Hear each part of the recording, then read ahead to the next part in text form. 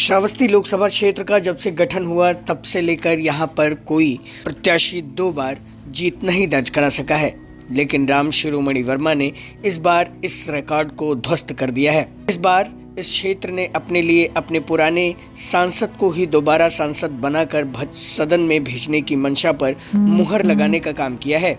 वहीं गैसली विधानसभा क्षेत्र के लिए हुए उपचुनाव में भी सपा को विजय श्री हासिल हुई है।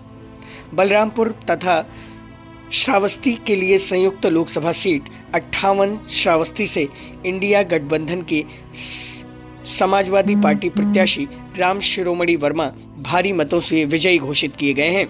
राम शिरोमणि वर्मा ने अपने निकटतम प्रतिद्वंदी भारतीय जनता पार्टी से प्रत्याशी साकेत मिश्रा को 76,260 मतों से पराजित कर दिया है। वहीं गैसड़ी विधानसभा उपचुनाव में समाजवादी पार्टी के प्रत्याशी राकेश यादव ने जीत दर्ज की है। समाजवादी पार्टी के प्रत्याशी राकेश यादव को 87,120 मत मिले हैं और वह पहली बार इन मतों को पाकर नवनिर्वाचित विधायक बने हैं। भारतीय जनता पार्टी के प्रत्याशी शैलेश कुमार सिंह शैलू को 77,683 मत हासिल हुए हैं। समाजवादी पार्टी के संस्थापक सदस्य रहे और कई बार के मंत्री रहे डॉक्टर SP यादव के बेटे राकेश यादव ने इस उपचुनाव में 9,437 मतों से विजय हासिल की है। चौधरी राम शिरोमणि वर्मा ने जीत का श्रेय श्रावस्ती की जनता को दिया है। उन्होंने मीडिया कर्मियों से बातचीत में कहा कि श्रावस्ती की जनता ने मुझे 2019 में भी यहां से चुनकर संसद भेजा था। उन्होंने अपने 5 साल के कार्यकाल में किए गए तमाम विकास कार्यों को गिनाया और कहा कि अभी भी जो कार्य अधूरे पड़े हुए हैं उन्हें 5 साल में पूरा किया जाएगा। उन्होंने कहा कि स्वास्थ्य, शिक्षा, सड़क, बिजली, पानी और सामाजिक न्याय सहित तमाम कार्यों को उन्हें पूरा करना है। गैसड़ी विधानसभा क्षेत्र से नवनिर्वाचित सपा विधायक राकेश यादव ने कहा कि जनता ने क्षेत्र में सपा सरकार के कार्यकाल में किए गए विकास कार्यों को प्राथमिकता देते हुए उन्हें चुना है। इसके साथ ही उनके पिता ने जो क्षेत्र में काम किया था उसका लाभ उन्हें मिला है। उन्होंने कहा कि हम जनता के इस जनादेश को सराखों पर बिठाते हैं। हम जनता के लिए दिन रात काम करते हुए गैसड़ी विधानसभा क्षेत्र को उत्तम विधानसभा क्षेत्र बनाने का काम करेंगे। ये लोकसभा क्षेत्र श्रावस्ती की सम्मानित जनता की जीत है और जिस तरीके से आज इंडिया अलायंस, इंडिया गठबंधन मजबूती के साथ देश में चुनाव लड़ा है, मैं सम्मानित लोकसभा की जनता को साथ साथ जिस तरीके से उम्मीदों में पहले ही राष्ट्रीय अध्यक्ष जी ने कहा था कि सबसे मजबूत इंडिया गठबंधन चुनाव लड़ेगा और वो साबित हुआ है कि पूरे देश में इंडिया गठबंधन मजबूती के साथ चुनाव लड़ा है और आज वही जीत पुनः, क्योंकि लोकसभा क्षेत्र सम्मानित जनता ने मुझे 2019 में अपना जनप्रतिनिधि बनाने का काम किया था और आज मुझे इस बात की खुशी है जिस तरीके से लोकसभा क्षेत्र श्रावस्ती की सम्मानित जनता ने पुनः अपना आशीर्वाद मुझे दिया है। मैं आप सभी लोगों के चैनल के माध्यम से मैं पुनः श्रावस्ती की सम्मानित जनता को विश्वास दिलाता हूं कि जिस तरीके से श्रावस्ती लोकसभा में विकास होना है उसको हम लोग आज विधानसभा में राकेश यादव जी को गैसड़ी की सम्मानित जनता ने जीत दर्ज कराई है। हम सभी लोग मिल करके लोकसभा का और विधानसभा का विकास करने का काम करेंगे। बहुत बहुत धन्यवाद। यूपी में 35 सीटें, यूपी में सांसद समाजवादी को 35 सीटें लगभग मिलती दिखाई दे रही हैं और इंडिया गठबंधन को 7 सीटें। क्या कहेंगे, किन मुद्दों की जीत है और आपके नेताओं ने जो कमाल का प्रचार किया, जो कमाल का जो है जनता के बीच जाके काम किया, उसको कितना प्रभावशाली मानते हैं आप? देखिए, जिस तरीके से इंडिया गठबंधन ने घोषणा पत्र जारी किया था और इस बात को विश्वास दिलाया था कि अगर हमारी सरकार बनेगी तो जनता जिस तरीके से पूरे लोकसभा क्षेत्र के साथ साथ पूरे देश की जनता परेशान थी कि सरकार को बदलने की मूड में थी और आज लगभग उस आंकड़े पर इंडिया गठबंधन पहुंच चुका है। जिस तरीके से ये आंकड़ा आज पूरे देश को बता रहा है। जिस तरीके से भारतीय जनता पार्टी ने कहा था अब की बार 400 पार, लेकिन 400 पार का आंकड़ा कौन कहे। हमें लगता है कि कुछ सीटों बाकी हैं, हो सकता है अभी हमारे नेतागण इस पर विचार विमर्श करने का काम करेंगे और सरकार बनाने की भी उम्मीदें हैं।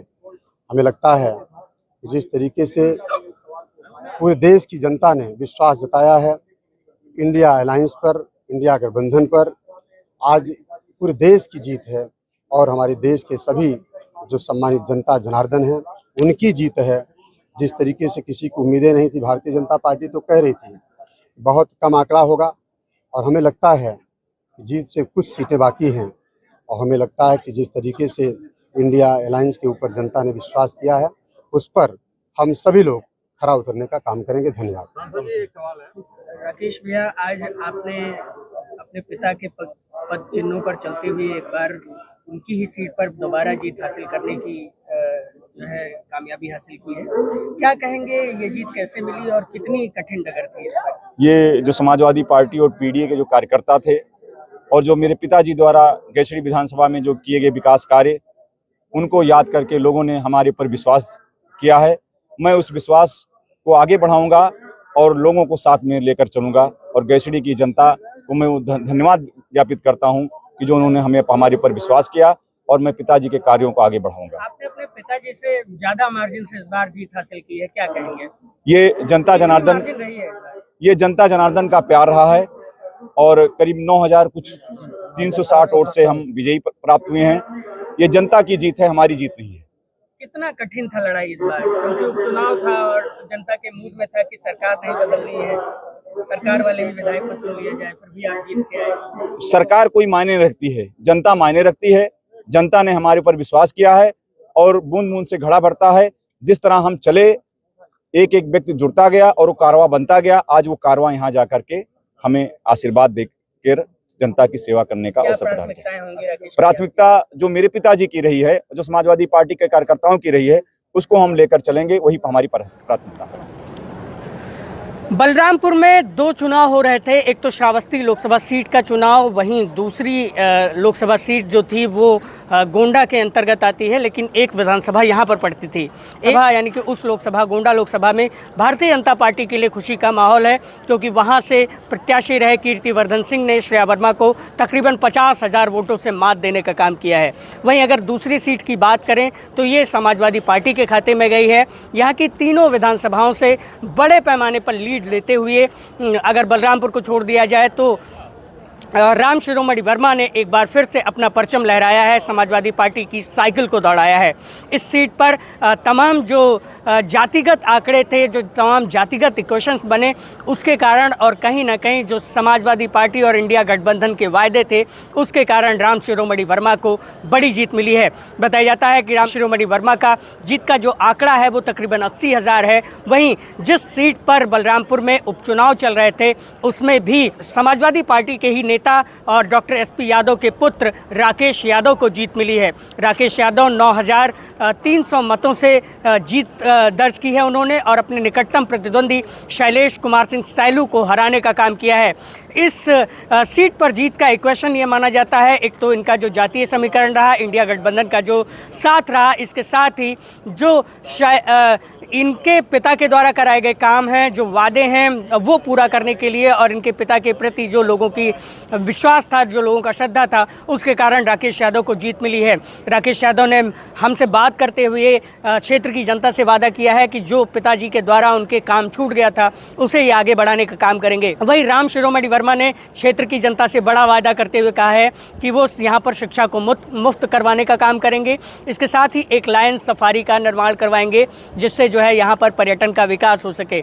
इसके साथ ही उनके तमाम और वादे हैं जो आपने हमसे उनके साथ बातचीत में तमाम बार जो है सुना होगा, तमाम बार देखा होगा। अब देखना होगा ये लोग जब शपथ लेते हैं उसके बाद इनका क्या विज़न होता है इस क्षेत्र के लिए और किस तरह से ये तीनों नेता इस क्षेत्र का विकास करवाते हैं, क्योंकि श्रावस्ती बलरामपुर और श्रावस्ती ज़िला जो है इस गोंडा और श्रावस्ती लोकसभा सीट के अंतर्गत आता है और ये दोनों जो सीटें हैं, ये दोनों जो ज़िले हैं वो कहीं ना कहीं अति पिछड़े ज़िलों की श्रेणी में आते हैं और यहाँ पर विकास का होना अत्यंत दुर्लभ माना जाता है। लेकिन अब देखना होगा कि 10 साल की भारतीय जनता पार्टी की सरकार के बाद किसकी सरकार बनती है और फिलहाल भारतीय जनता पार्टी को बहुमत मिला है, लेकिन क्या इक्वेशंस होते हैं, क्या गुणागणित बैठता है, उसके बाद जो विकास की गाथा यहाँ पर लिखी जानी है उसकी जिम्मेदारी इन दो नेताओं पर है। बलरामपुर से मैं योगेंद्र विश्वनाथ त्रिपाठी।